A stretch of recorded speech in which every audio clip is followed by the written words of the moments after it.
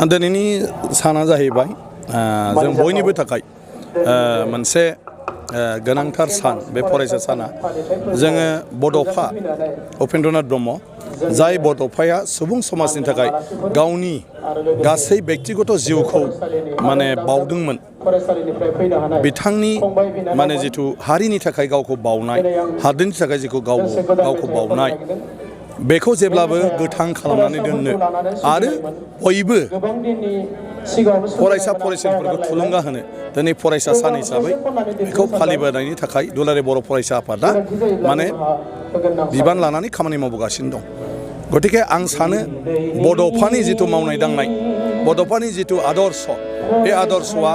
जों बोसोरफ्रोमबो फरायसा सान फालिनाय लोगो लोगो जोंनि गोदान जेनेरेसनफोरनो मोनसे हारि सिबिनायनि थाखाय गुबुननि थाखायबो एसे साननायनि थाखाय मोनसे खराग होगोन थुलुंगा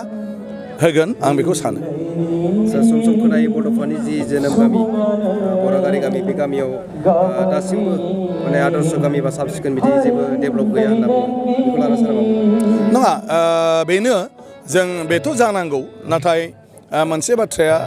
बेनो जाहैबाय जे जेब्लाबो बयबो मोनसे सुस्थ'थानि गेजेरजों आवगायबोआखै माबा नङा माबा मोनसे जेंनानि थाखाय माने मा होनो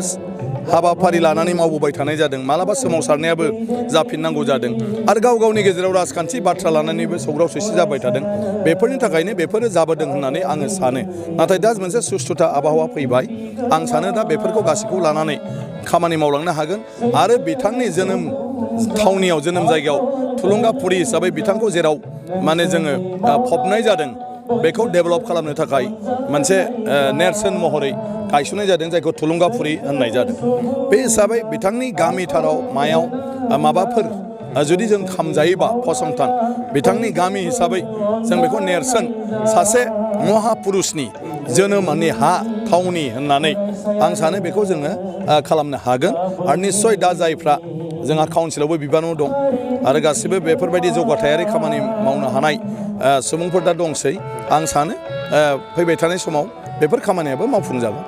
आसामाव बड'फानि जि मुं बेयो बेसेबां गोसारदों होननानै सारा बुंनो नागिरो? ना बड'फायाथ' आसामल' नङा सारा भारतआवनो बड'फानि मुंखौ मोनथियै गैया गासै राजखान्थि सुबुंफ्राथ' मोनथिखायो बड'फा होनोब्ला बियो सोर बे जाबाय फरायसा समावनो मोनसे जातिल' नङा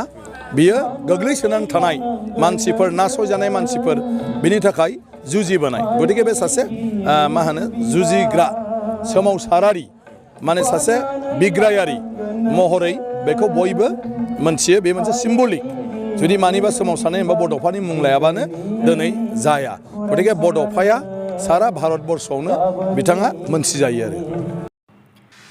गासैजोंबो लोगोसे जौगानायनि लामायाव इउपिपिएल सरकारनि दान मोननैयाव मावफुंनाय मावफारिफोर बाक्सा जिल्लानि तामुलपुराव मेडिकेल कलेज आरो हस्पिटाल गायसननायनि मावबिथांखि लानाय जायो। फै जों बयबो खौसेयै बिटिआर हालामाव गोजोन खौसेथि आरो जौगानायनि थाखाय इउपिपिएल हानजानो ट्रेक्टरनि सावगारियाव गावबा गावनि बेसेन गोसा भटखौ होनानै देरहासार होबावदिनि।